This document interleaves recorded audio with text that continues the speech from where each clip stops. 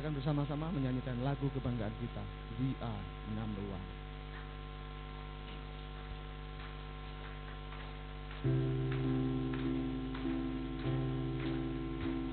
We all share the same destination. We all up together as one. In this quest there is only one vision, and that's to be the number one. We all have the right combination. Care and quality, there's no compromise. Doing the very best would be our mission. It's something that we need to realize. It's something very special in our eyes. We are Prudential. Our values mean a lot. We are the people who give it all we got. With a sunny disposition, we can overcome the odds. Yes, we have a valid reason to believe we are number one. Take one more step, reach out for excellence. We'll do whatever it takes to touch the sky, and we have each other reach our aspirations. We know that we can do it if we try. We are Prudential. Our values mean a lot. We are the people who give it all we got. With a sunny disposition, we can overcome the odds. Yes, we have a valid reason to believe we are number one. We are number one. We are number one. We are number one. We Are Number One. Nah, Pemuji, kita sekarang ini kedatangan speaker yang luar biasa. Ya. Luar biasa ya, Dan Pak Iwan ya. ya betul. Mungkin teman-teman sudah akan duduk. Oh iya, lupa saking semangatnya, lupa nggak duduk ya. Ya, sebelum kita sama-sama mendengarkan speaker kita pada pagi hari ini, kita pastikan dulu semua handphone di sudah silent. di silent. Ya, teman-teman semua. Dan Oke. selama speaker, Selama, ya. ada speaker, dilarang untuk ke belakang dulu. Betul. Boleh ke belakang nanti, tapi tidak masuk lagi. Yes. Oke. Oke. Mungkin kita langsung lihat profil dari speaker kita pada pagi hari ini.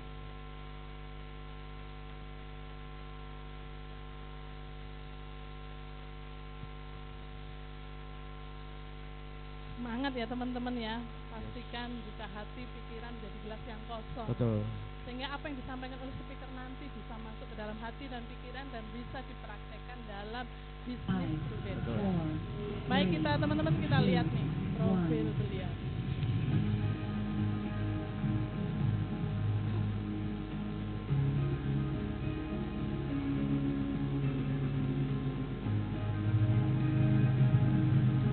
Ini vision. This is my story. Background. Lahir di Jakarta 8 Juli 1987. Pendidikannya Pernah sebelum jadi sales di Prudential. sini.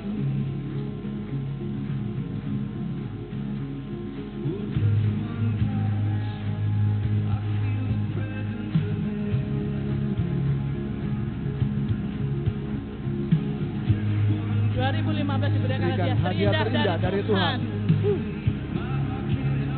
Wing Oh, Hampton. Carson. Tahun 2020 setelah 10 tahun terus difollow oleh leader saya akhirnya memutuskan untuk join di bisnis yang luar biasa, yaitu Prudential.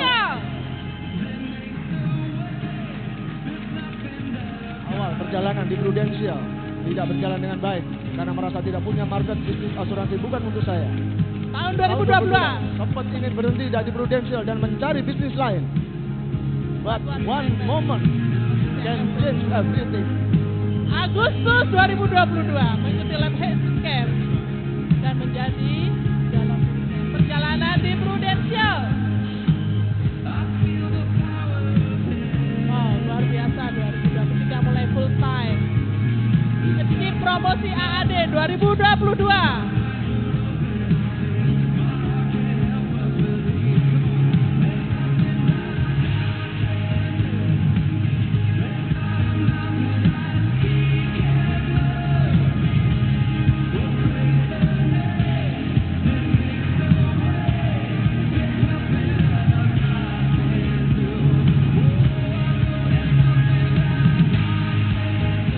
Wow, MDRT. Oke, kita sambut Bapak Oi Victor.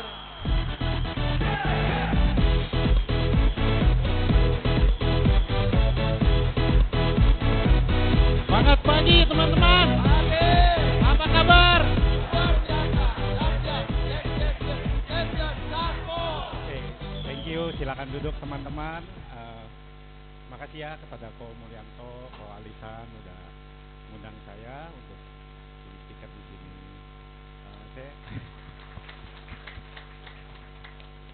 Teman-teman, saya cuma sharing aja ya apa yang saya jalanin di itu dari tadi kan ada itu leader saya di belakang. Karena dialah ada saya di sini gitu loh. 10 tahun tanpa henti follow up saya untuk saya join di bisnis ini. Udah kerekrut, masih nunggu lagi 2 tahun untuk sampai saya gerak. Gitu. Nanti saya akan ceritakan semuanya. Gitu. Ini kemana?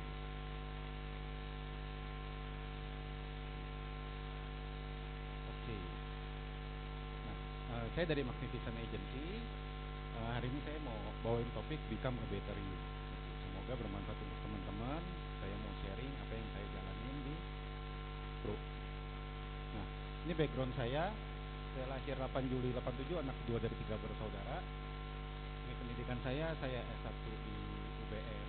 Ini SD, SMP, SMU ini saya.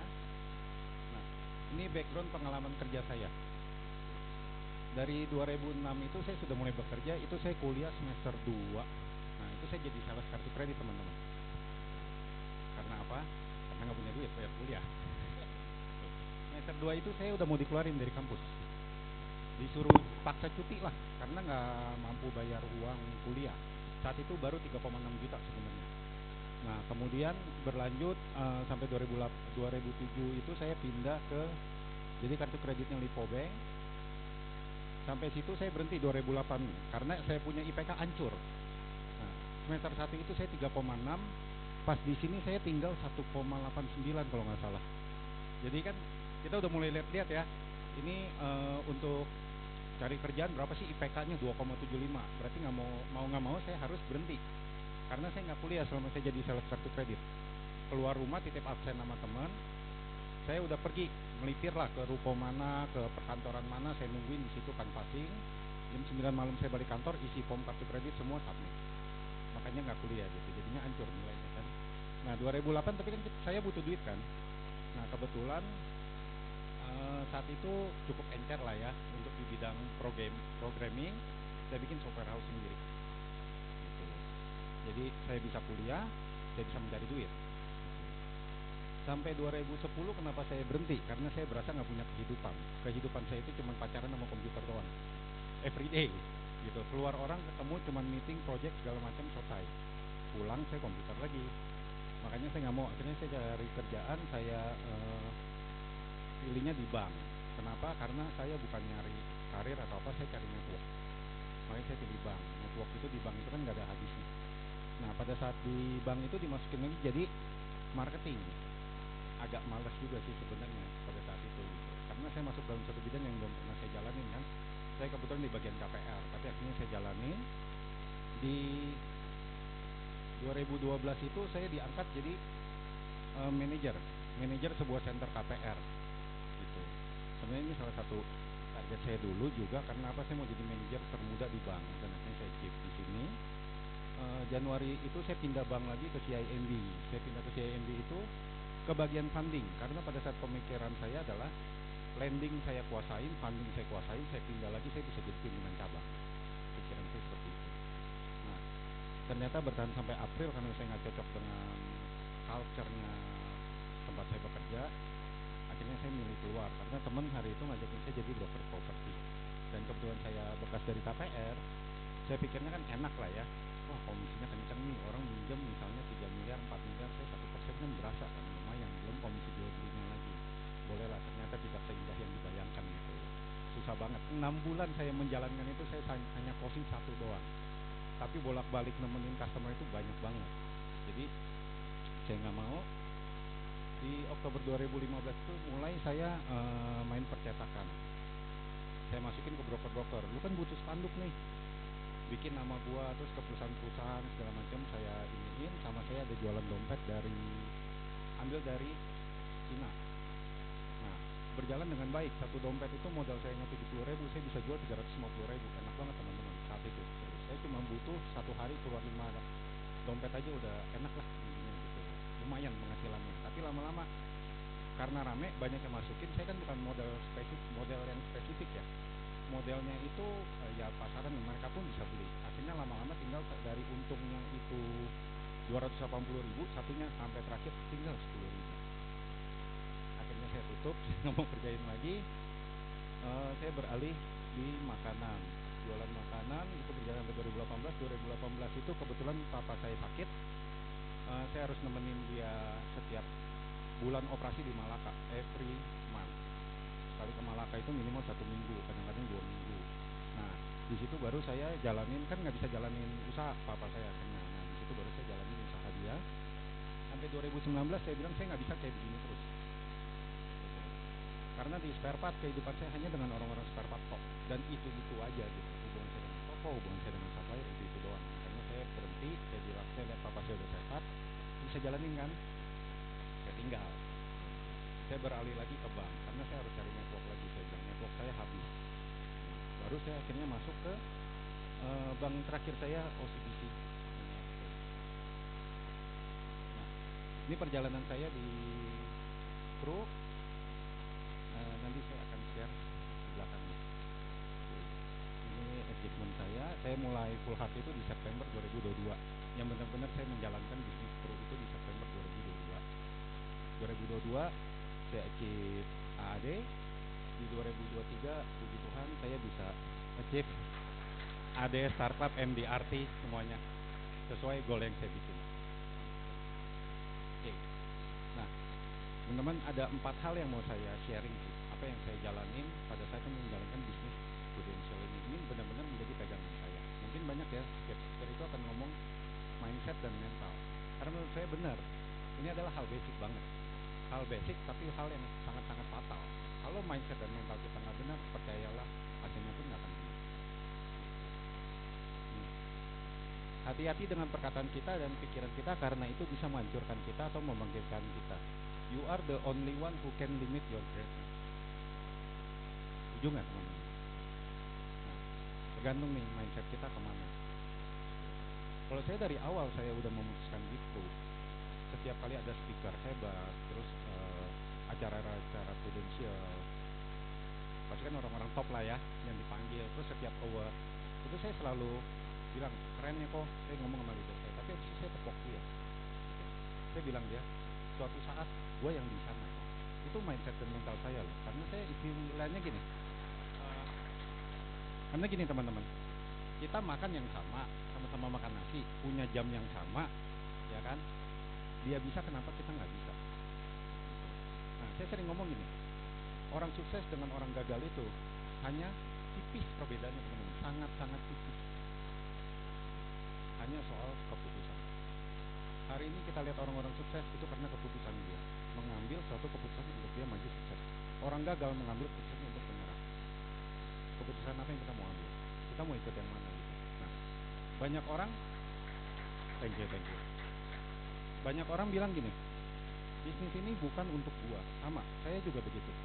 Leader saya itu selalu pada saat saya udah rekrut pun dia suruh saya jalanin, bisnis ini bukan untuk gua. Gua nggak punya market, dia bilang. Gua nggak tahu cara jualan segala macam. Dia bilang, lu kan di bank. Yes, memang saya di bank, tapi saya bergerak itu di bidang KPR. Terakhir kali saya di OCBC. Nah, untuk teman-teman mungkin KPR itu engagement saya dengan nasabah itu sangat-sangat sedikit ya, karena sampai tanda tangan AJB selesai gitu. Kecuali dia komplain lagi minta turun bunga atau dia nggak bayar, itu baru terjadi hubungan lagi. selebihnya nggak ada. Kecuali saya di bagian modal kerja atau saya di bagian funding, itu engagement dengan nasabah itu pasti kuat. That's why kenapa saya bilang saya kayak nggak punya market. Gitu. Saya selalu berpikir bukan buat gua lah bisnis asuransi ini. Gitu. Terus gua nggak bisa lah. Gua tahu banyak orang yang sukses. Saya dulu masih denial banget. Saya sampai bilang sama leader saya, dia bilang saya kan, lu di sini yakin lah, hidup lu berubah, lu bisa sukses, bla bla bla bla, anything, semua pokoknya bagus-bagus. Saya bilang, tunjukkan ke saya berapa persen orang yang sukses, berapa persen orang yang gagal. Itu saya loh. Dan dari leader saya boleh ditanya. Itu mindset saya saat itu, pada saat saya belum serius, karena mindset saya masih belum benar. Gitu. Tapi pada saat saya udah jalanin teman-teman, sebenarnya gini loh. Manusia itu akan mendapatkan apa yang dia yakinin, bukan yang dia mau atau dia ingin. Kalau Anda yakin mendapatkan sesuatu, Anda pasti mendapatkannya. Tapi kalau cuma sekedar mau, gitu loh. Cuma sekedar mau, percayalah effort untuk kita keluarin itu nggak ada teman-teman. Dan kedua itu adalah fokus. Nah, saya mau ajak teman-teman, boleh ya kita bermain sedikit. Kita angkat tangan kita di depan mata kita. Coba kita lihat telapak tangan kita. Ngeblur nggak teman-teman yang background ruangan ini? Yang kita lihat adalah tapak tangan kita. Sedangkan coba sekarang kita ganti, kita ngelihatnya ke atas ke ruangan. Telapak tangan kita yang jadi blur kan? Poinnya adalah gini teman-teman. Fokus apa yang kita mau dapetin? Ini kita anggapannya gini, sebagai hambatan kita, sebagai masalah hidup kita, masalah yang kita hadapin pada saat kita jalanin credential. Nah, kita mau fokus kemana? Kita mau fokus ke tujuan kita mau fokus berkat yang Tuhan kasih, atau kita mau fokus dengan yang sebenarnya masalah yang kecil ini? Gitu. Kalau kita fokus dengan masalah yang kecil ini, akhirnya selesai. Goal kita itu jadi blur, tujuan kita itu jadi blur semuanya. Tapi pada saat kita fokusnya dengan tujuan kita dan goal kita, hambatan ini, rintangan ini semuanya jadi blur kan? Jadi bukan apa-apa dan kita akan terus fokus, kita akan terus maju untuk mencapai goal kita.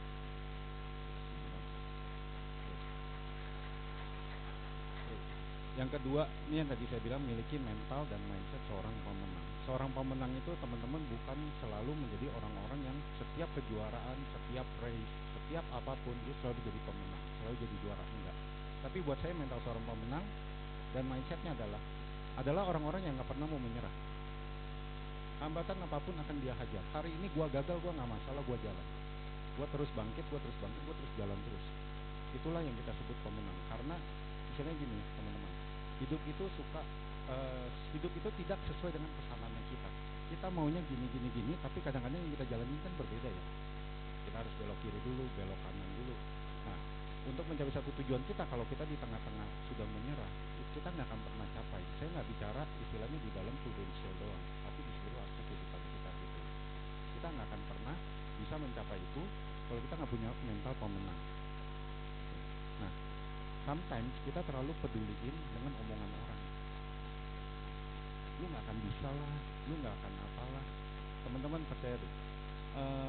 Saya waktu saya mau jalin credential, waktu saya mau paksa keluar dari OCBC teman-teman, begitu banyak orang yang meremehkan saya.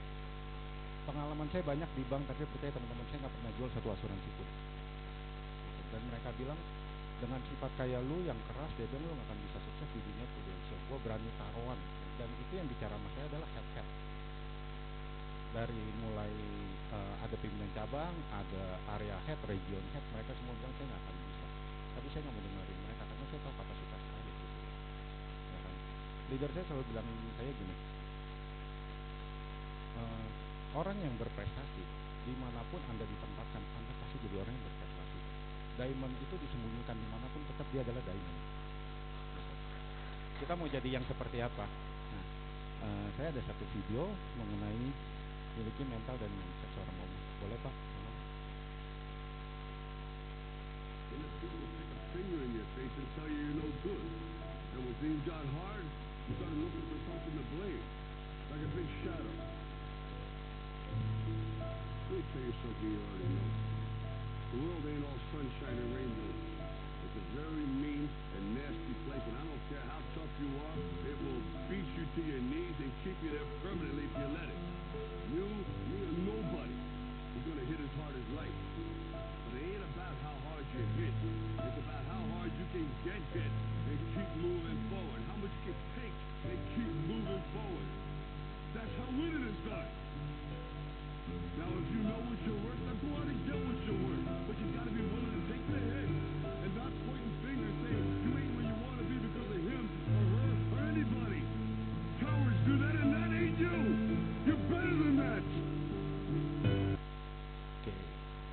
Itulah teman, itu adalah mental seorang pemenang gitu. Dunia itu keras. Zaman sekarang udah keras, apalagi nantinya. Tapi kalau kita nggak tahan, kita terima tekanan, kita terima masalah segala macam yang ada, kita akan hanyut dengan dunia ini dan kita nggak akan maju, teman-teman. Nah, sama halnya kalau kita bilang pada saat kita di bisnis prudensial gitu. Mungkin saya masih termasuk orang yang closing pertamanya sedikit lah ya. Penolakannya, saya nggak pernah bilang penolakan, penundaan. Saya mengalami 28 penundaan baru saya closing satu case, teman-teman. Mungkin ada lagi di agensi kita ada yang 50 kali baru closing satu. Tapi yang saya lihat adalah begini. 28 orang yang menolak saya itu, yang menunda mengambil itu, saya tidak menganggap mereka adalah mereka menolak saya. Saya masukin dalam mindset saya, istilahnya gini, ini belum waktunya, suatu saat lu pasti ambil sama gua. Itu mindset saya, teman-teman. Setiap kali saya mengalami penundaan, apapun yang terjadi, saya bilang, saya cuma percaya gini, oke, hari ini dia nggak ngambil nggak apa-apa, saya anggap itu adalah penundaan, tapi suatu saat lu pasti ambil sama gua. Atau misalnya suatu saat terjadi dengan temannya, atau dia dengar berita segala macam, lu pasti cari gua. Itu mindset saya, teman-teman, pada saat saya menjalani bisnis pro. Jadi kedua itu saya selalu berpikir gini, kalau hanya dengan orang-orang yang sedikit itu saya jadi menyerah di bisnis ini, harganya sangat mahal, teman-teman, sangat mahal harganya untuk saya melepas masa depan saya. Harganya sangat mahal gitu. Sekalipun 100-200 orang yang menunda kita, tidak mengambil dengan polis dengan kita, tapi kita berhenti, saya cuma mau bilang harganya sangat-sangat mahal, teman-teman. Keep moving forward, let go aja, biarin aja, let go. Miliki aja keyakinan bahwa dia suatu saat akan ngambil sama kita. Pasti di sini teman-teman juga pernah lah ya, nggak closing, suatu saat dia telepon. Nah, saya pernah pertama kali saya jalanin itu ditemenin leader saya dulu, 4 kali kita samperin, orang itu nolak, teman-teman, nggak mau ngambil polis sama saya. Sampai terakhir saya kebetulan hari itu lagi prospek di daerah Kosambi, saya mampirlah ke tempat dia, murni untuk makan siang. Itu lagi rame jam makan siang, teman-teman tahu dari dalam orangnya teriak apa? Kok asuransi nggak dulu, kok asuransi nggak dulu? Kita direakin seperti itu, teman-teman. Dan itu tuh lagi rame banget, bener-bener lagi rame, semua nengok kita begini. Bayangkan. Sampai akhirnya saya bilang, enggak kok, saya cuma mau makan. Saya bilang, murni makan, enggak asuransi ya, kayak gitu. Enggak kok, hari ini nggak ngomong asuransi, saya mau makan, saya lapar. Ya, kita makan, selesai. Apakah saya sakit hati? Enggak, teman-teman, saya tetap jaga hubungan kok. 2 minggu sekali saya nanya apa kabar, usaha gimana, apa segala macam, saya nanya gitu. Ya benar-benar komunikasi saja. Teman-teman tahu, 1 tahun kemudian dia kasih saya 20 polis, teman-teman. Jadi saya selalu percaya seperti itu yang saya pegang. Nah, yang ketiga saya mau bahas ini, teman-teman. Saya selalu 3 kata ini yang selalu saya pegang setiap saya mau mencapai apapun. Speak it, believe it, receive it. Nah, kenapa, teman-teman? Pada saat kita bicarakan apa yang kita mau, nah teman-teman udah bikin goal setting ya. Saya dengar dari koalisan ya kok, udah bikin ya acara goal setting. Teman-teman udah set kan goal settingnya teman-teman tahun ini mau apa? Nah, setiap pagi, setiap malam teman-teman ngomongin terus.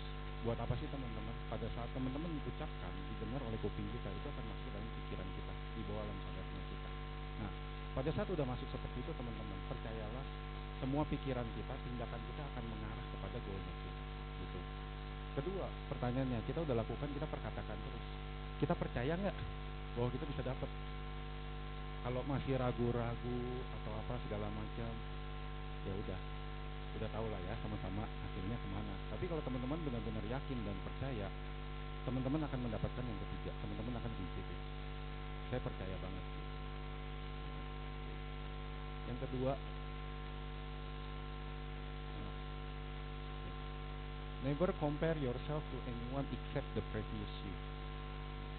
Berapa banyak kadang-kadang nggak ada di sini lah, di luar sana, kita suka membandingkan hidup kita dengan orang lain. Oh, dia mah enak, market dia big cash terus, dia mah enak, agent banyak, segala macam. Kita selalu membandingkan, tapi kita tidak pernah membandingkan diri kita dengan kita kemarin. Udah bener belum sih? Udah lebih baik belum sih? Even kalian, kita setiap hari kita bertambah 1% aja, itu much better, teman-teman, dibanding kita do nothing dan tidak grow sama sekali gitu.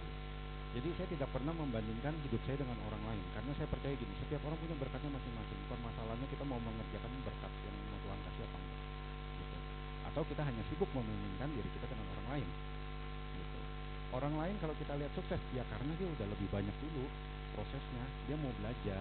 Kalau orang lain kita lihat lebih hebat, ya udah kita samperin, kita belajar sama dia bagaimana sih caranya, gitu. Nah, ini yang saya selalu lakukan sih. Saya nggak pernah compare diri saya dengan orang lain, tapi saya selalu berpikir, tahun lalu saya gimana, bulan kemarin saya gimana, minggu kemarin saya gimana, kerja nggak sih, apa nggak sih. Itu yang saya lakukan, monitoring, self monitoring gitu, supaya awarenessnya saya keluar. Oke. Ini ada satu quote yang saya suka banget. One of the most fascinating things about golf is how it reflects the cycle of life. No matter what you shoot, the next day you have to go back to the first tee and begin all over again and make yourself into something. Nah, teman-teman kebetulan ini saya main dengan beberapa founder. Kebetulan saya hobi golf. Dan kenapa saya suka hobi gitu? Founder itu suka nanya saya bilang gini, golf itu olahraga yang banyak nilai kehidupannya. Nah, ini kan dibilang kan, salah satu yang paling menarik tentang golf adalah bagaimana dia merefleksikan tentang kehidupan, circle kehidupan. Tidak peduli pukulan kita bagus atau tidak, keesokan harinya kita tetap harus balik lagi ke tee. Jadi kalau golf itu ada tee box 1 sampai tee box 18, teman-teman. Nah, di tee 1 misalnya di hole 1 kita main jelek, kan kita nggak bisa bilang ya udah deh gue udahan. Kita harus mulai lagi dari awal di hole 2. Begitu juga teman-teman perjalanan kita di Prudential. Hari ini misalnya kita belum dapat closingan, ya kan? Ya udah, kenapa? Biarlah selesai 24 jam sampai jam 12 malam. Kita tidur, next day kita bangun, kita harus start lagi teman-teman. Sekalipun saya selalu bilang ini ke teman-teman di grup saya, sekalipun kita closingan gede, let's say 700 juta FPI, 500 juta FPI, you name it, 1M, jangan euforia teman-teman. Euforianya cukup sampai jam 12 malam. Start besok harinya kita anggap lagi bahwa kita tidak ada closingan yang gede itu. Karena apa teman-teman? Kita nggak bisa yakinin bahwa itu pasti isi apa enggak. Kita nggak pernah tahu. Karena medical tiba-tiba hipertensi, ada jantung segala macam. Akhirnya gimana? Kalau kita euforia terus, kita harapin ini tiba-tiba nggak issued, apa yang terjadi teman-teman? Lemes nggak? Atau lagi final sprint nih, kayak kemarin. Lagi final sprint kayak kemarin, wah harapin gue oke deh, bisa deh, dapat deh, ini pasti issued. Tiba-tiba nggak issued teman-teman, dan waktu kita akhirnya udah lewat 31 Desember. That's why saya bilang permasalahan cukup sampai jam 12 malam, closing gede, euforianya cukup jam 12 malam. Besok hari start lagi yang baru lagi, anggap nol lagi teman-teman. Karena kalau kita terus bergantung dengan yang itu, kinerja kita pasti grafiknya akan menurun. Mayoritas ya, saya nggak bilang rata-rata, tapi mayoritas pasti akan menurun. Gue ada yang kemarin kok. Gitu. Yang kedua saya mau bahas adalah tentang habit.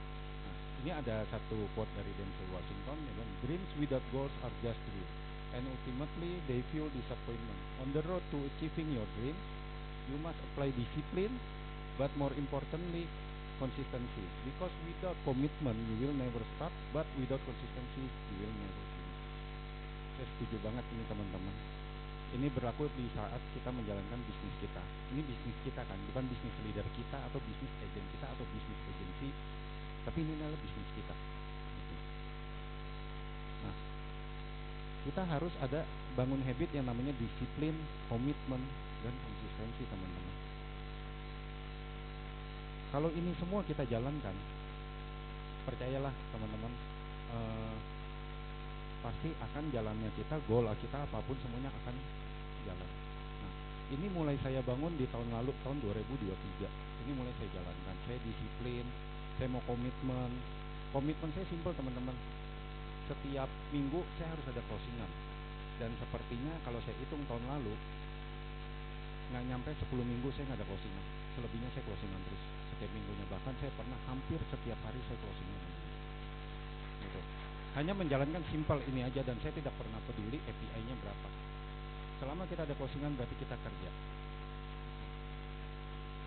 Nah, saya pernah di bulan Maret atau April saya lupa, saat itu leader saya lagi di Palembang karena beliau ada tim juga di Palembang. Senin, Selasa, Rabu saya nggak ada closingan teman-teman, karena kebetulannya pada saat itu minggu lalunya itu Saya closing hampir setiap hari. Dan setiap minggu itu target saya naikin. Jadi dari 20 juta saya naikin ke 40. Bisa nih 40 saya naikin ke 100 juta teman-teman. Saya bisa ngehit 100 juta dalam seminggu. Minggu depannya lagi saya naikin lagi 150 juta dan saya ngehit teman-teman 150 juta.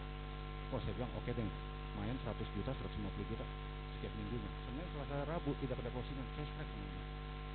Saya telepon dia, kenapa? Dia bilang, oh gue stres kok. Kenapa? Gue belum ada closingan 3 hari nih. Sedangkan gue harus 100 juta minimal 1 minggu. Saya bilangnya kayak gitu. Dia ketawa. Santai aja, semua orang ngalamin. Nah, dalam hati saya, bukan itu yang gue harapin jawaban lo. Dia bilang kayak gitu kan. Jadi gimana kok? Udah hari ini lu tidur aja. Dia bilang, atau lu melakukan hal yang lu suka. Gitu ya. Jadi gue nggak kerja nggak apa-apa nih, nggak apa-apa daripada lu stres makin lu kerja makin stres. Ya udah akhirnya saya telepon teman. Dia mau main golf, saya Kamis akhirnya saya main golf. Pulang saya tidur teman-teman, benar-benar hari itu saya nggak kerja. Follow leader, dia suruh saya istirahat teman-teman. Akhirnya saya istirahat. Pulang udah capek, saya makan tidur. Besok pagi saya bangun saya start lagi teman-teman. Tapi benar apa yang kata leader saya ngomong. Saya lebih fresh pada saat saya kagak stres. Saya lebih bisa mikir segala macam dan pada saat itu akhirnya saya closing 85 juta API teman-teman hari Jumat gitu. Nah ini doang yang saya jalanin teman-teman di tahun 2023. Saya disiplin, saya komitmen, saya konsistensi. Saya disiplin dengan waktunya saya teman-teman. Kalau teman-teman nanya saya apakah saya dari bangun tidur sampai malam saya terus-terusan ketemu orang, enggak teman-teman. Saya itu bukan orang yang bisa kerja pagi. Otak saya nggak bisa mikir kalau pagi, harus makan siang dulu baru bisa mikir saya. Jadi jam 7, misalnya saya selalu bangun itu jam 7-an. Jam 7-an sampai jam 12 itu saya ngurusin pendingan yang kemarin-kemarin, entah klaim, entah ada pendingan case atau apapun, saya ngurusin itu doang teman-teman. Selebihnya saya nonton, saya main game, sampai jam makan siang saya baru bekerja teman-teman. Saya bekerja pun paling hanya sampai jam 4 atau jam 5. Itu untuk saya kontak orang, bisa ketemu apa enggak, ya saya ketemu. Kalau bisa ketemu, yaudah biasanya saya sampai malam tuh. Nah, setiap malam yang saya lakukan adalah gini. Setiap malam yang saya lakukan adalah gini. Sebelum saya tidur, saya akan buka Proofforce, laporan produksi, dan saya buka kalender. Teman-teman, itu yang saya lakukan. Habit saya seperti itu. Karena apa? Buat saya monitoring diri saya sendiri. Minggu ini saya udah capai belum sih goal yang saya bikin? Saya udah capai target saya belum sih? Dan saya harus lihat kalender. Ini ke akhir minggu berapa hari lagi, ke akhir bulan berapa hari lagi. Berarti saya harus nyari API berapa. Itu everyday saya lakukan. Ada issue nggak ada issue, ada submit nggak ada submit, tetap saya lakukan teman-teman. Karena saya monitoring diri saya sendiri untuk kita lebih aware lah. Karena bisnis ini kita mau apa ya kan dari kitanya, gitu. Karena gini, saya percaya banget nggak ada satu orang pun di dunia ini yang bisa membangkitkan kita kalau bukan dari dalam diri kita sendiri teman-teman. Agency, sistem, leader, teman grup, teman tim, apapun itu hanya support system teman-teman. Tapi kalau dari dalam diri kitanya sendiri nggak mau bangkit, percayalah nggak akan terjadi kebangkitan dan breakthrough dalam hidup kita teman-teman.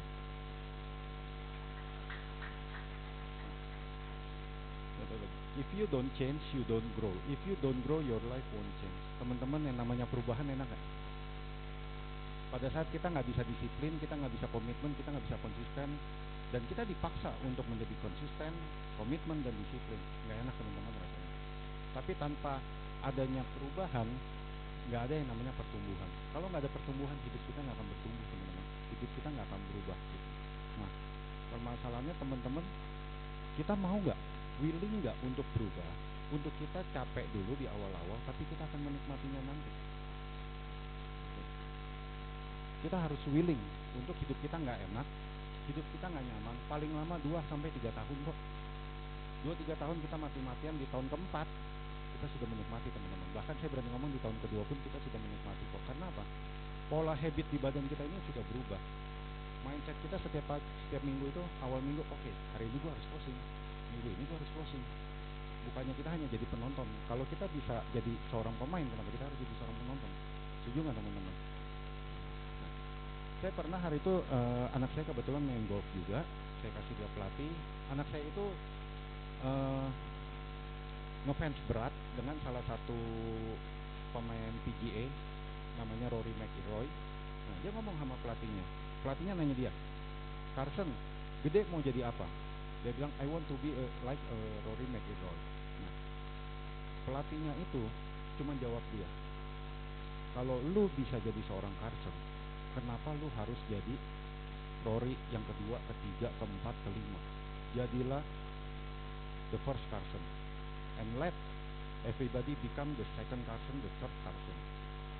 Saya bilang, oh benar juga ya. Saya bilang, pelatihnya ngomong seperti itu gitu. Jadi biarlah teman-teman kita berubah, kita melakukan semuanya untuk kita menjadi versi terbaik dari dalam diri kita, dan biarlah orang lain yang menjadi duplikasinya kita, teman-teman.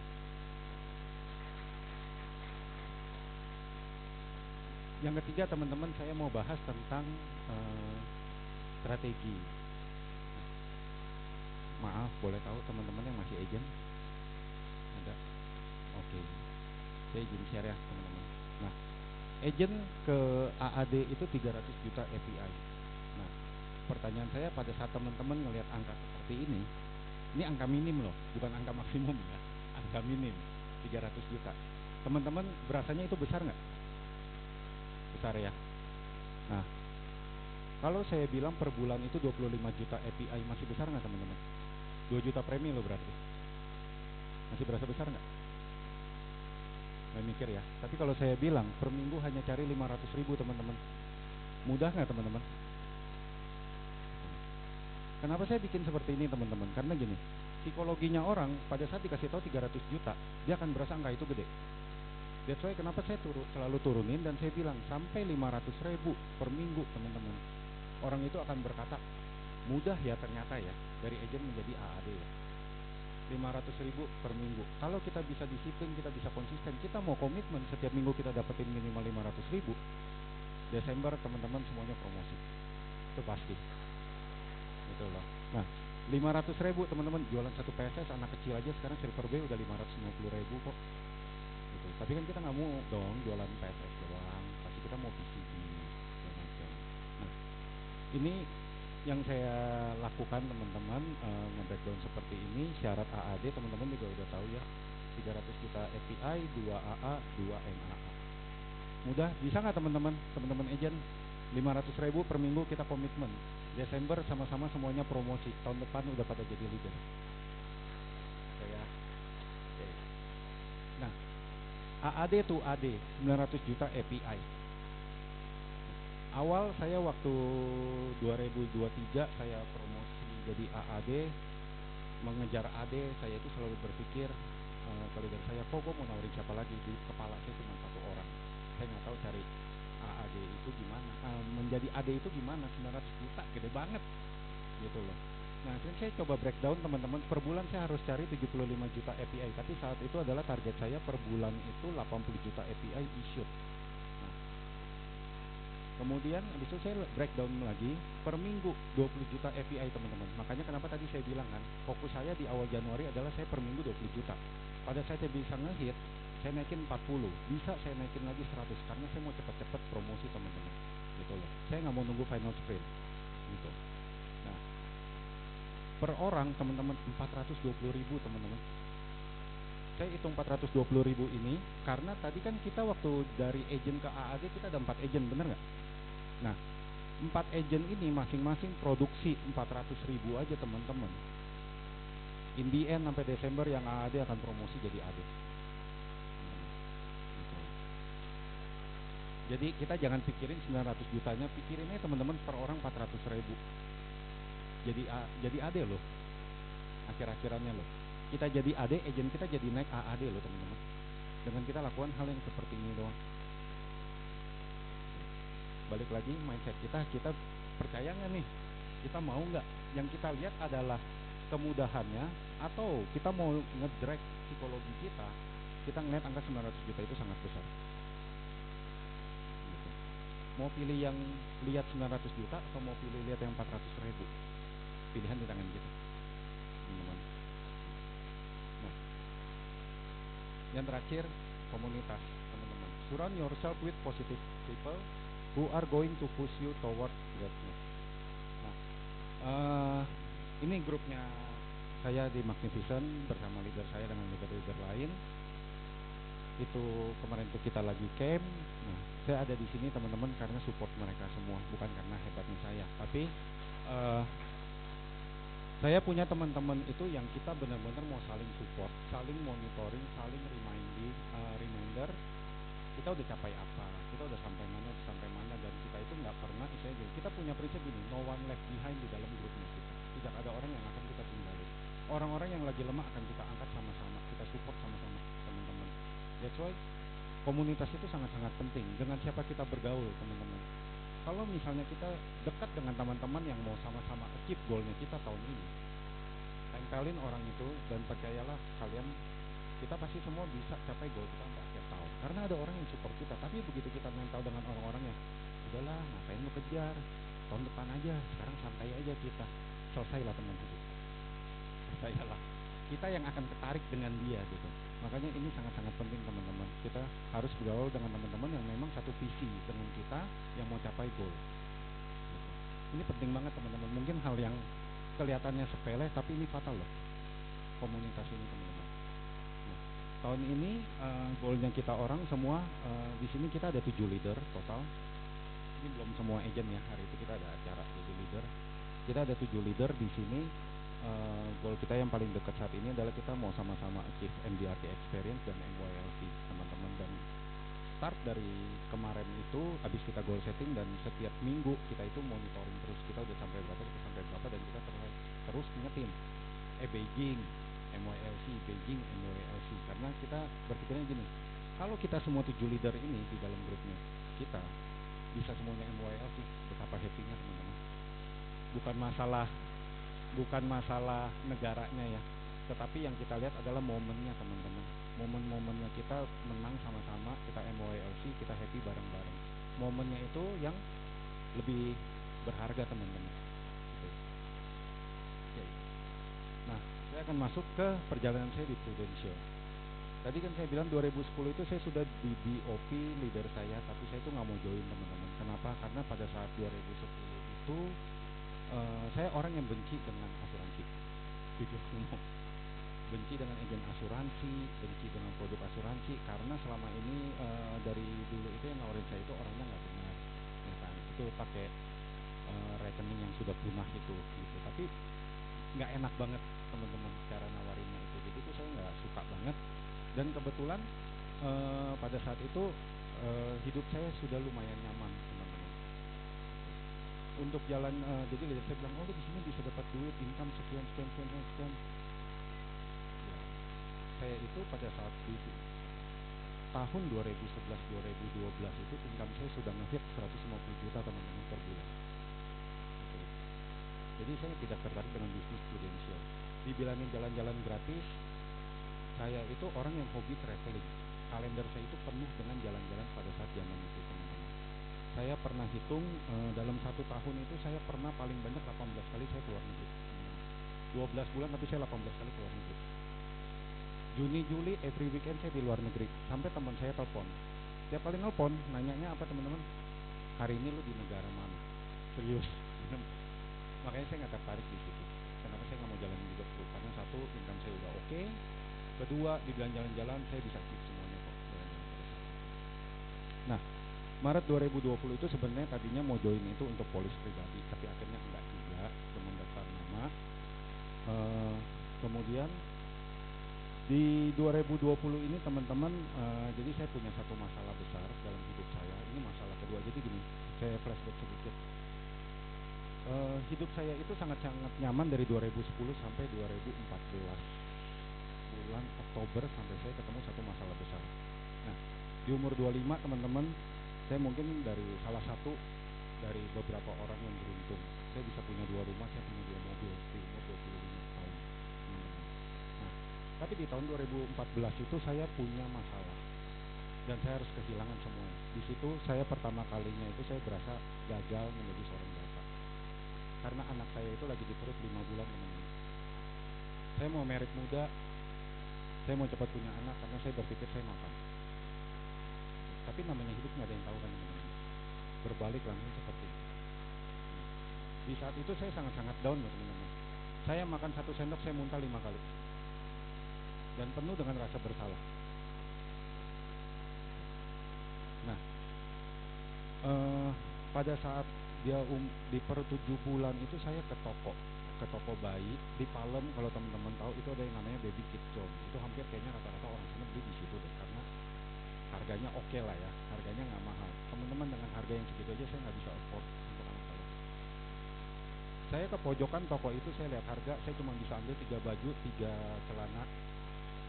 Saya nangis teman-teman di pojokan. Saya berpikir saya bapak kayak apa? Saya mau melahirkan seorang anak, tetapi saya tidak bisa memberikan itu semua. Tidak bisa memberikan yang terbaik. Padahal sebelumnya kehidupan saya sangat nyaman, teman-teman. Saya udah berpikir, oh gue punya anak, nantinya teman anak gue akan hidupnya happy banget deh, gitu loh. Nggak akan kayak masa mudanya saya, masa kecilnya saya. Tetapi ternyata kenyataannya berkata lain, teman-teman. Saya nggak bisa lakukan itu semua. Nah, di saat itu teman-teman, itu masa-masa terberat saya. Dari saya orang yang punya tujuan, saya yang punya ambisi, saya orang yang punya istilahnya, dari dulu apa yang saya dapatkan, rumah pertama, mobil kedua, rumah kedua. Deadline-nya jelas, teman-teman. Timeline-nya semua jelas dan tidak pernah miss. Setiap saya mau dapetin apa itu saya tulis, oke, tahun misalnya let's say tahun 2010 bulan Oktober saya mau dapetin misalnya mobil, itu nggak pernah miss, teman-teman. Itu nggak pernah miss semuanya. Tapi sejak saya yang mengalami masalah itu, semua berbalik, teman-teman. Saya nggak punya semangat juang. Yang saya pikirin adalah cuma ini, kok hidup gue begini banget ya, gitu. Kenapa gue harus mengalami seperti ini? Di saat gue udah oke, terus gue harus jatuh. Apakah gue bisa bangkit lagi? Itu pikiran saya, teman-teman. Dan saya berjalan dulu benar-benar cuma nge-flow doang. Sampai 2020 itu masih saya nggak jalan. Sampai leader saya itu terus-terusan datang. Sampai saya dagang di food court pun, teman-teman, leader saya datang. Mau prospek saya lagi? Enggak, teman-teman, saya nggak mau. 2020 saya join. Apakah mindset saya sudah benar? Belum, teman-teman. Saya nggak mau jalanin. 2020 itu keluar PSS di bulan Juni apa Juli kalau saya nggak salah. Leader saya telepon saya, Tor, kabar gembira. Sekarang ada produk PSS komisi seumur hidup. Mungkin kalau teman-teman yang udah jalanin di Prudential akan happy dong, komisi seumur hidup. Teman-teman tahu nggak jawaban saya apa? Ada yang bisa tebak? Saya bilang dia, Bro mau bangkrut ya, Tor, kasih komisi seumur hidup. Itu jawaban saya, teman-teman. Serius. Itu serius. Karena mindset saya nggak benar, teman-teman. Selain mindset saya nggak benar, diri saya sendiri masih nggak benar mental saya. Leader saya 2020 saya mengalami lagi satu masalah. 2014 menurut saya sudah besar, 2020 lebih besar lagi, teman-teman. Itu benar-benar buat saya terkapar.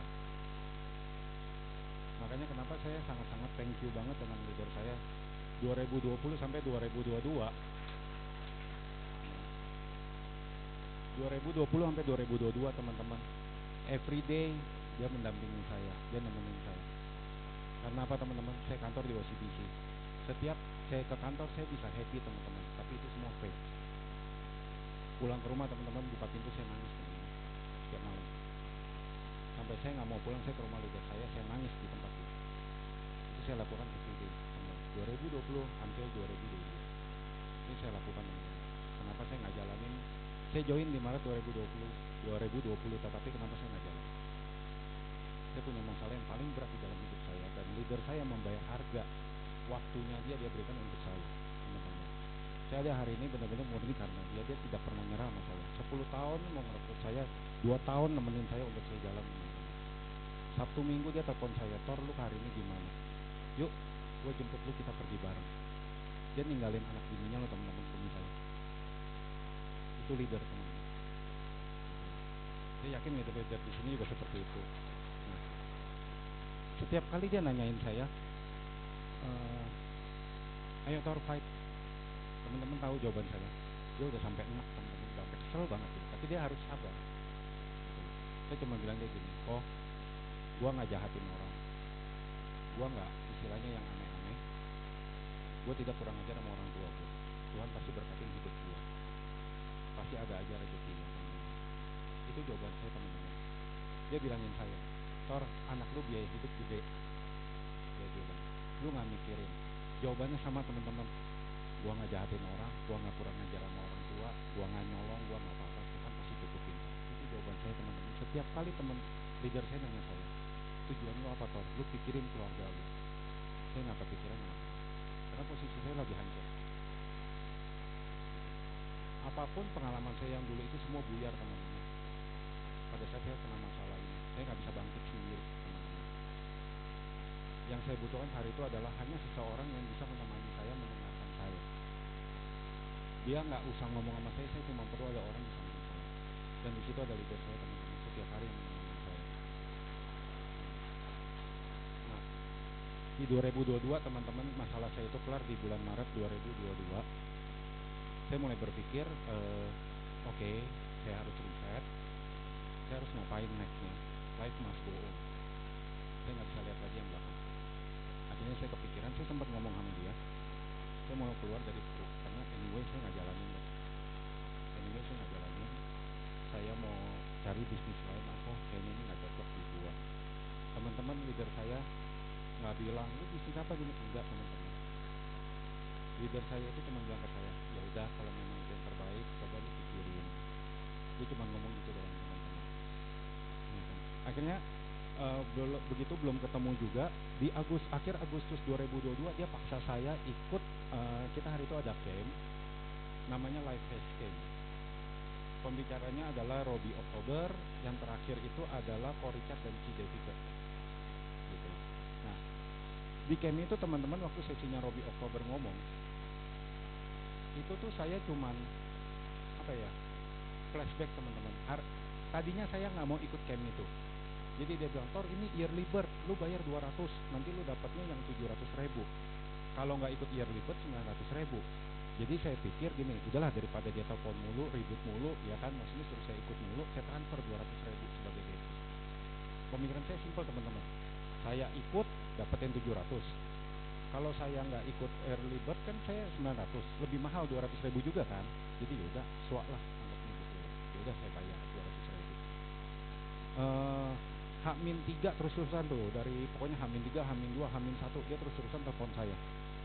Dia bilang, lu pergi ya. Dia bilang, sini nginep rumah aku, biar lu pergi segala macam.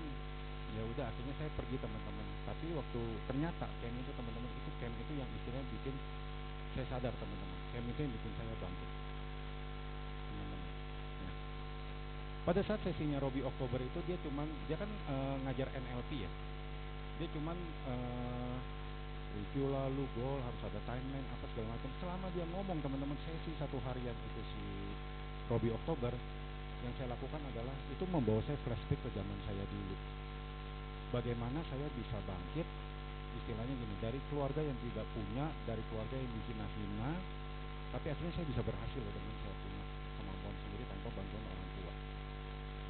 Saya hanya flashback teman-teman apa yang saya lakukan dulu. Itu mengingatkan saya kembali. Nah, pada saat sesinya Richard dan si David, dia cuma ngomong selama ini yang kita lakukan untuk siapa sih teman-teman.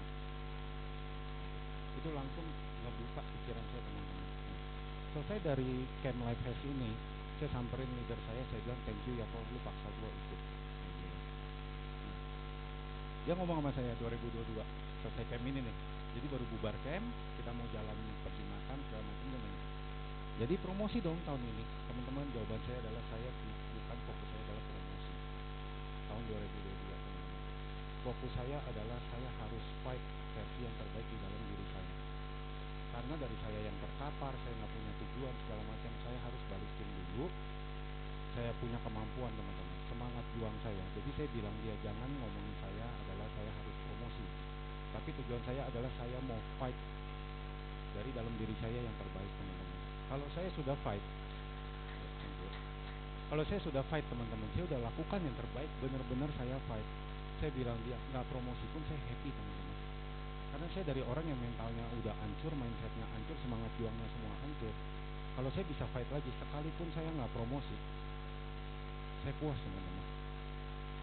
Saya itu orang yang bukan masalah hasil ya teman-teman, bukan fokus dengan hasil promosi apa enggak. Tapi saya lebih concern dengan prosesnya yang saya jalani teman-teman.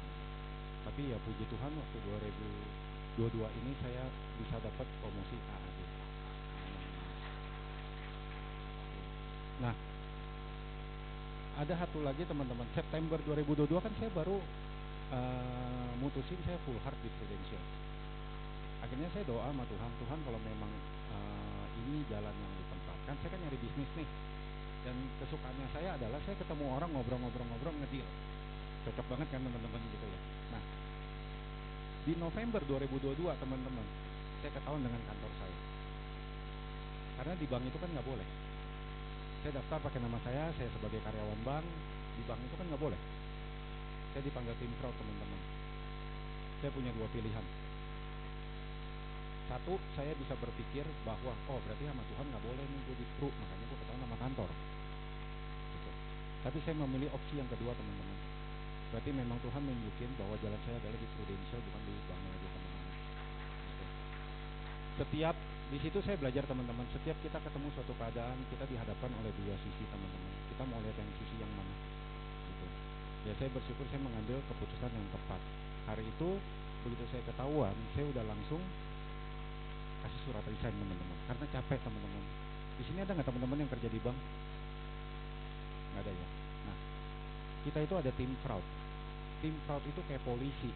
Saya setiap hari diteleponin, dipanggil, disuruh bawa data, pokoknya udah kayak kita maling lah, intinya seperti itu. Udah buat saya nggak tahan, karena saya juga memang udah nggak fokus di Prudential kan. Nah, saya kasih surat resign, teman-teman tahu nggak? 5 kali surat resign saya disobek teman-teman, saya nggak dikasih keluar. Kalau dibilang saya pusing nggak? Pusing teman-teman. Income saya saat itu baru 1,3 juta dari Prudential teman-teman.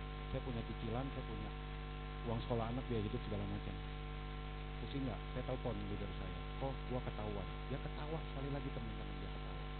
Tahu nggak? Dia jawabnya apa teman-teman? Doa gua dikabulkan Tuhan. Coba teman-teman.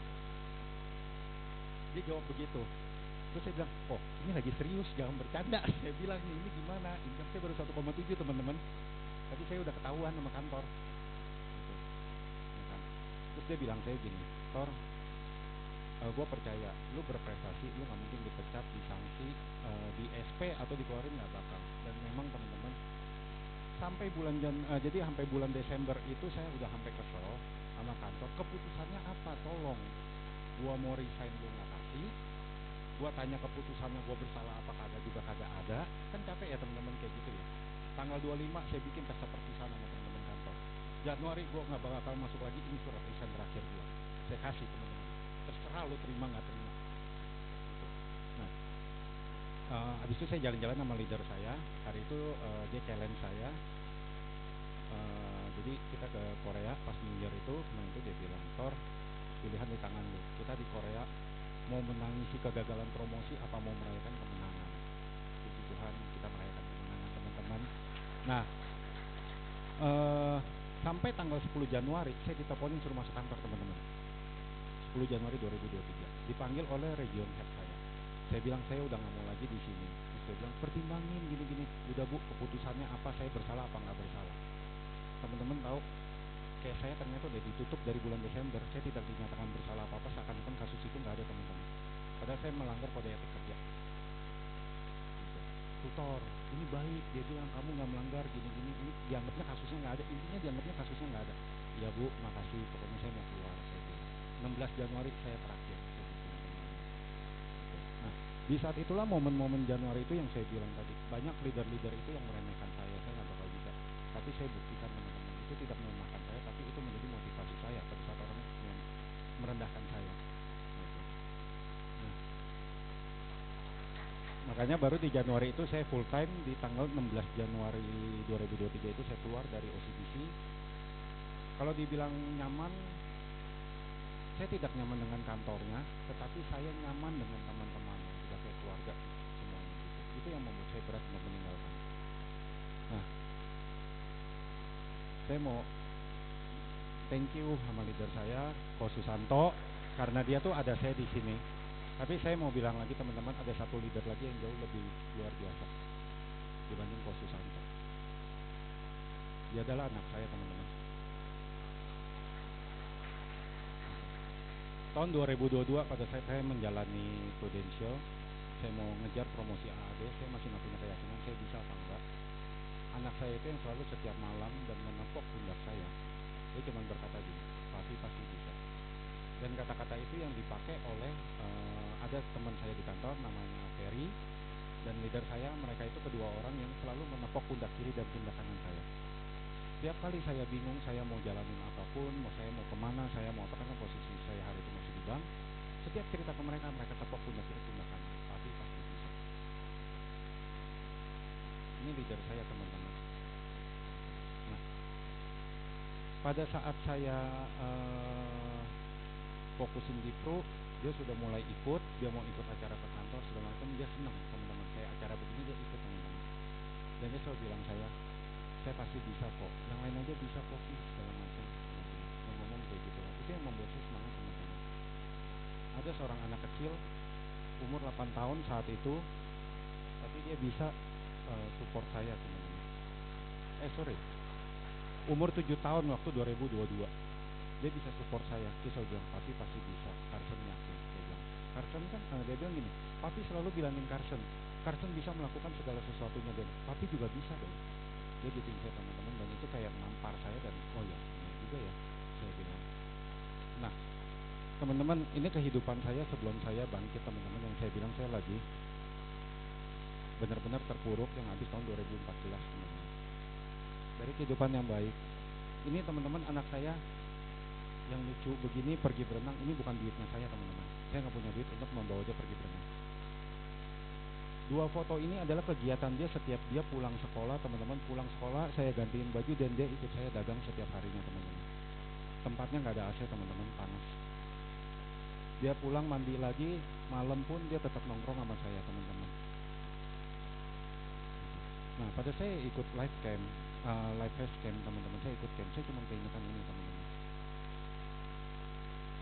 Saya nggak berasa, saya berasanya gini loh.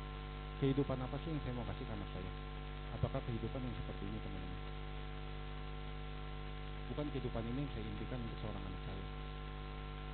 Yang tadinya saya pikirkan kehidupannya yang, wah, dia bisa hidup nikmat, dia bisa hidup segala macam, tapi ini yang saya berikan untuk dia, teman-teman. Berasa bersalah nggak? Bersalah, teman-teman. Setiap minggu, teman-teman tahu, kita itu cuma punya jatah makan 50.000 untuk 1 kali makan maksimal, kalau bisa kurang. Dan kebanyakan kita makan ada 1 soto ayam di Taman Surya itu sotonya 13.000, teman-teman. Kita pesen 2 nasi, kita makan bertiga, itu kita makan 25.000, teman-teman. Minum 1 es teh bagi 3, teman-teman. Itu kehidupan saya, teman-teman, dan anak-anak saya. Dan anak saya langsung berpikir, ini bukan kehidupan yang saya mau untuk anak saya. Saya bapak macam-macam. Nah, waktu di camp leader, di live fest camp itu, kita disuruh buat janji ke orang-orang yang kita sayangi. Ini janji saya untuk anak saya, teman-teman. Saya tulis surat ini untuk dia, dan pulang camp saya kasih ke dia. Anak saya nangis baca ini, dan dia langsung jauhin saya, teman-teman. Dan di situ baru dia bilang, yuk, dia bilang, papi pasti bisa, dia bilang. Dan saya janji sama dia, saya akan fight mati-matian untuk dia, teman-teman. Nah, dia alasan terbesar saya, teman-teman. Dia leader terbaik saya. Kenapa saya mau fight di sini, teman-teman? Ya, puji Tuhan, kehidupan itu bisa berubah. Ini yang saya bilang kemarin, kita ke Korea, saya bawa dia, kemudian itu Jepang, ini kan main golf. Nah, teman-teman lihat begini, happy nggak sih kalau kita lihat orang kita sayangin dia bisa ketawa? Happy banget saya ngeliat dia, teman-teman. Tidak kehidupan yang seperti tadi. Nah, tapi teman-teman yang jauh lebih happy adalah di sini, teman-teman. Ini kita ada award hari itu untuk Q1 Q2 tahun 2023, dan kebetulan saya topnya, teman-teman. Saya top AAD-nya. Senyumnya anak saya itu beda, teman-teman. Senyumnya anak saya itu benar-benar bangga dengan bapaknya, teman-teman. Ini yang saya perjuangkan, teman-teman. Senyumnya dia, bukan masalah saya bawa dia jalan kemana-mana. Bawa jalan itu hanya masalah uang, teman-teman. Tapi saya mau dia punya role model yang baik. Saya flashback sedikit, waktu saya awal 2023 itu saya hanya promosi AAD tanpa saya capai Traveler Club, tanpa saya capai apapun. Saya dapat itu plakat dari agensi, saya bawa pulang dengan rasa malu loh, teman-teman. Malunya kenapa? Bukan karena saya kagak promosi, karena saya tidak mendapatkan klub. Saya bawa pulang, anak saya lihat, dia nanya, Pi, itu apa? Oh, ini plakat promosi AAD. Coba dia bilang, Carson mau lihat. Teman-teman tahu apa yang dilakukan anak saat itu, dia umur 8 tahun, teman-teman tahu apa yang dia lakukan? Dia ambil plakatnya saya, dia balik ke sini, dia tunjuk. Ini apa? Plakat promosi AAD.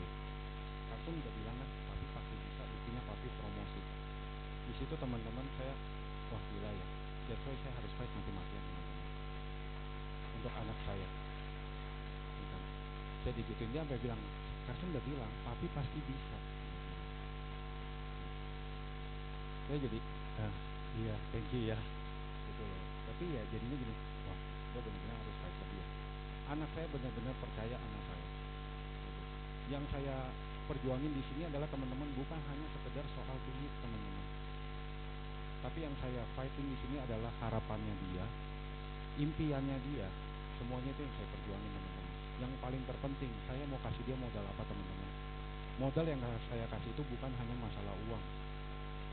Anak kita kasih duit 10 miliar, 20 miliar, 30 miliar, berapapun nilainya teman-teman, kalau dia tidak punya satu role model yang baik, duit itu hilang teman-teman, sia-sia, semuanya hilang. Bukan itu yang saya mau kasih, tapi saya mau lihat bahwa dia punya bapak yang fight, dia punya bapak yang kasih dia role model yang benar. Dia tahu nanti dia gede, dia harus jadi seperti apa. Dan saya happy banget teman-teman, anak saya dari umur 8 tahun dia selalu nanya saya satu, Pi, Karsen mau join Prudential itu gimana caranya? Serius teman-teman, gitu loh. Saya nanya dia dong, kenapa kamu pilih Prudential? Teman-teman, jawaban anak 8 tahun, Karsen mau jadi agency directornya papi. Hebat nggak teman-teman? Di situ saya berarti anak saya lihat loh apa yang saya lakukan teman-teman. Setiap kayak kita acara begini di MS kita itu setiap hari Senin malam. Dia suka mau ikut dan dia duduk paling depan. Pernah ada teman saya bilang, Karsen duduk belakang, saya ngeledekin teman saya. Jadi teman saya bilang, Karsen duduk belakang, itu tempatnya founder semua, ngeledekin dia juga kan. Terus saya bilang teman saya, calon founder lu suruh duduk belakang, nggak mau. Saya bilang nggak bakal mau. Saya bilang orang calon founder saya ledekin seperti itu teman-teman, bercandaan doang ya. Tapi sebenarnya teman-teman tahu nggak poinnya dia duduk paling depan itu kenapa? Dia mau lihat bapaknya berdiri di panggung karena ada closing. Itu doang yang dia lihat teman-teman. Kalau saya nggak maju, dia nanya kenapa papi nggak maju? Berat nggak teman-teman? Ya kan? Setiap ke kantor dia selalu lihat kayak kita masuk tadi ada piala startup segala macam. Dia selalu nanya, Pi, ini Uncle Santo punya, ini Uncle Daniel punya, ini Uncle Aseng punya, ini II Femi punya, semua disebutin yang dia kenal teman-teman. Papi punya mana? Itu pertanyaan teman-teman yang jadi challenge buat saya. Ada MDRT, dia nanya ini apa Pi, ini MDRT itu apa? Iya pokoknya jelasinnya ribet, pokoknya penghargaan, saya bilang kayak gitu. Nah, pertanyaan yang sama dia bilang, setiap ada speaker dia selalu nanya saya, kapan papi jadi speaker? Dia selalu nanya seperti itu teman-teman. Kapan papi dapat piala Starbucks? Kapan papi dapat piala MDRT? Itu pertanyaan dia teman-teman. Dan setiap menjalani tahun 2023, setiap kali saya pulang, teman-teman tahu saya pulang, dia jawab tanya saya apa? Bukan dari mana? Pi udah AD belum? Udah Star Club belum? Udah MDRT belum? Itu pertanyaannya teman-teman. Dan saya berasa happy teman-teman karena 2023 saya bisa penuhi semua tuntutan dia. Apapun yang dia minta ke saya bisa achieve teman-teman. Sekali lagi itu bukan hebatnya saya atau apapun, tapi saya punya support system yang luar biasa. Saya punya teman-teman yang luar biasa. Poinnya dari sharing saya adalah gini teman-teman. Teman-teman sadar nggak pada saat kita jalanin seperti ini, banyak orang-orang yang kita kasihi itu menarik kepercayaan ke kita loh teman-teman. Entah suami, istri, pacar, orang tua, teman-teman, apapun orang-orang yang kalian sayangi. Sekalipun apapun yang mereka tunjukkan ke kita itu adalah bahwa mereka tidak setuju kita jalan Prudential teman-teman. Tapi saya percaya mereka akan bawa kita selalu dalam doanya mereka bahwa kita bisa sukses di Prudential. Itu yang saya pegang.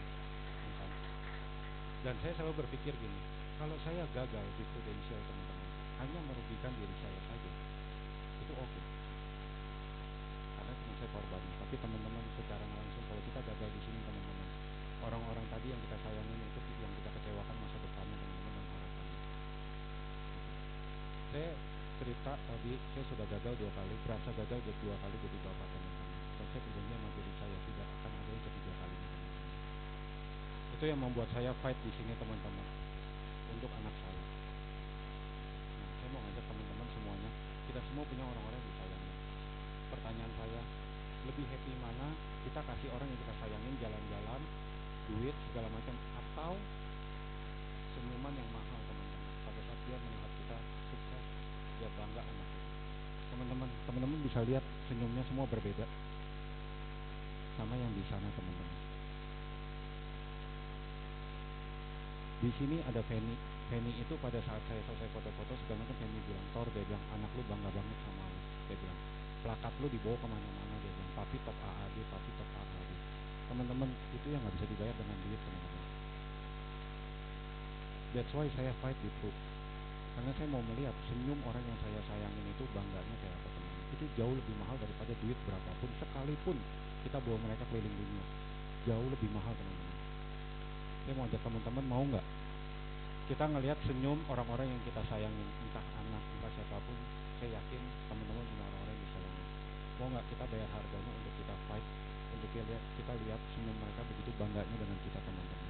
Melihat kita sukses, itu jauh lebih happy teman-teman dibanding kita bawa mereka jalan-jalan. Jalan-jalan hanya sementara, tetapi kalau kita bisa ninggalin kenangan yang manis, itu abadi teman-teman. Kebanggaan yang abadi. Saya mau tutup dengan satu quote. Do something today that your future self will thank you for.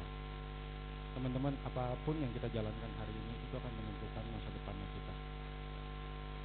Apa yang mau kita pilih teman-teman? Oke. Balik lagi, saya cuma mau bilang gini, waktu terus berjalan, waktu tidak menunggu, dia akan terus berjalan. Entah kita siap apa nggak siap teman-teman. Dan saya selalu berpikir begini, saya selalu berpacu dengan waktu. Sampai umur berapa saya bisa gandeng tangan anak saya, sampai umur berapa saya bisa fight untuk dia teman-teman. Saya nggak pernah tahu. Waktu itu semua di tangan Tuhan, dan dia terus berjalan. Saya menyanyiakan waktu saya dari 2014 sampai 2022 itu 8 tahun teman-teman. Harga yang sangat-sangat mahal banget harus saya bayar teman-teman. Saya sia-siakan hidup saya 8 tahun. Saya do nothing. Saya hanya nge-flow gitu. Start dari September 2022 saya memutuskan saya nggak mau main-main lagi dengan hidup saya, karena ada orang yang saya pertaruhkan. Saya main-main, saya merugikan dia teman-teman, masa depan dia, dan dia nggak punya role model yang baik.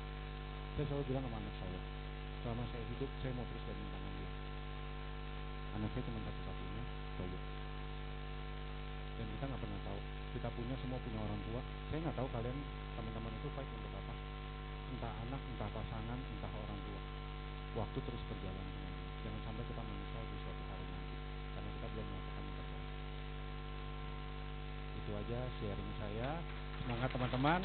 See you at Vienna and Prague. Ya, sekali lagi beli aplaus buat Bapak Oi Victor. For the champions, stand up, stand up, stand up. For the champions, stand up. For the champions, stand up, stand up, stand up. For the champions, stand up, stand up. Here we go, it's getting close. Now it's just who wants it most. It's just life, that's how it is. 'Cause we have our strengths and weaknesses. Oh, I have vision, can't you see? I'm on the move, make way for me. Stand up for the champions, for the champions. Luar biasa sekali sharingnya. Stand up for the champions, for the champions. Stand up. Mana teman-teman, keren sekali kan? Sekali lagi beli aplaus buat Bapak Oi Victor. Wow. Sharing yang sangat menginspirasi sekali Betul, ya. betul sekali. Oh, keren. Jadi tambah semangat pastinya Betul. ya. Mindset dan mental, ya kan? Kalau mindset kita benar, And when I attitude kita fall benar, down, pasti sukses. I I have to pick Yang saya dapat hari myself ini adalah back kita harus up. percaya pada prosesnya, jangan Betul. melihat pada hasilnya. Itu Yes. yang saya dapat hari ini, luar biasa sekali. Keren. Kalau kita mau diproses pasti bisa sukses. Pasti ada ya hasilnya, kan? Pak Iwan. Apa yang disampaikan oleh Pak Victor tadi, Pak Victor tadi begini luar biasa, Benar. membuat spirit kita lebih semangat lagi. Jadi apapun prosesnya itu teman-teman, kita nikmati saja, kita lewati saja, pasti hasilnya luar biasa. Oke. Teman-teman dapat banyak ya dari sharing dari Bapak Oi Victor tadi ya. Pasti dapat banyak teman-teman ya. Oke. Wih, keren programnya. Mungkin sebelum kita ini kita langsung lanjut untuk laporan submission kita ya pada pagi hari ini. Laporan submission 15 Januari sampai dengan 19 Januari 2024 sebagai berikut. Satu case. Ada Emi Sioniawati, unit Lim Andrian. Ada Bapak Jali, unit Ruth S. Wijaya. Ada Lucia Hondo, unit Franky Tamsir. Ada Teman-teman yang ada Nurel, namanya silakan naik unit panggung dan Nurel pukul ada gong Jong ya. Xiaoling.